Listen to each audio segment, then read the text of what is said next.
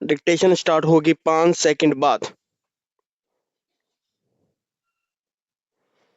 भारतीय रुपये का अमेरिकी डॉलर के मुकाबले रिकॉर्ड स्तर तक नीचे गिरना एक ऐसी गंभीर बात है जिस पर सावधानी से विमर्श होना चाहिए।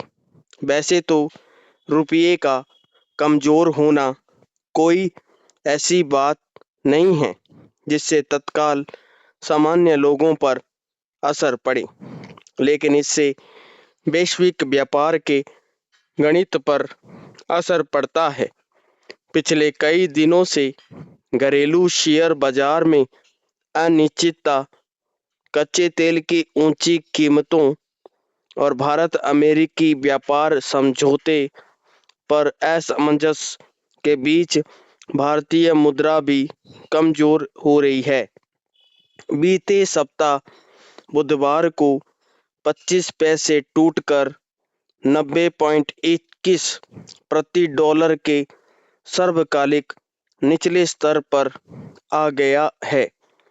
पिछले 5 दिनों से यह गिरावट देखी जा रही है। सवाल है कि डॉलर के मुकाबले भारतीय मुद्रा का मूल्य क्यों गिरता जा रहा है। यह निराशाजनक है कि दुनिया के प्रमुख देशों की मुद्रा की तुलना में रुपया कमजोर होता चला गया है। इसकी बड़ी वजह डॉलर की बढ़ती मांग के साथ विदेशी निवेशकों की शेयर बाजार से मुनाफाखोरी भी मानी जा रही है।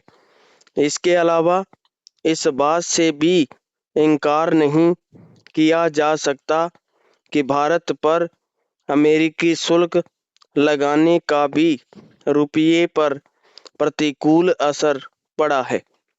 मगर सवाल है कि भारतीय रिजर्व बैंक रुपये को संभालने के लिए ठोस एवं प्रभावी कदम क्यों नहीं उठा पा रहा है। यहाँ यह बात बता दें कि इस गिरावट से यह होगा कि भारत से होने वाला निर्यात भारतीय मुद्रा से सस्ता हो जाएगा, जबकि आयात महंगा हो जाएगा।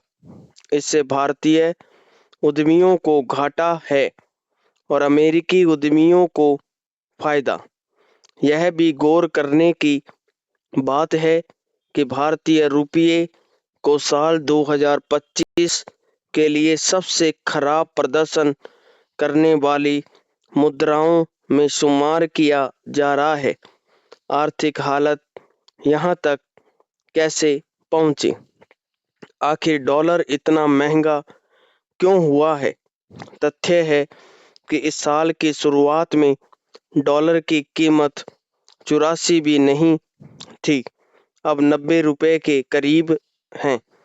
यह 6 रुपये की वृद्धि व्यापकता में विशाल राशि का रूप ले लेती है। यहाँ यह बता दें कि साल 2024 में डॉलर की कीमत औसतन 83.68 रुपये और साल 2023 में औसतन 82.57 रुपये थी।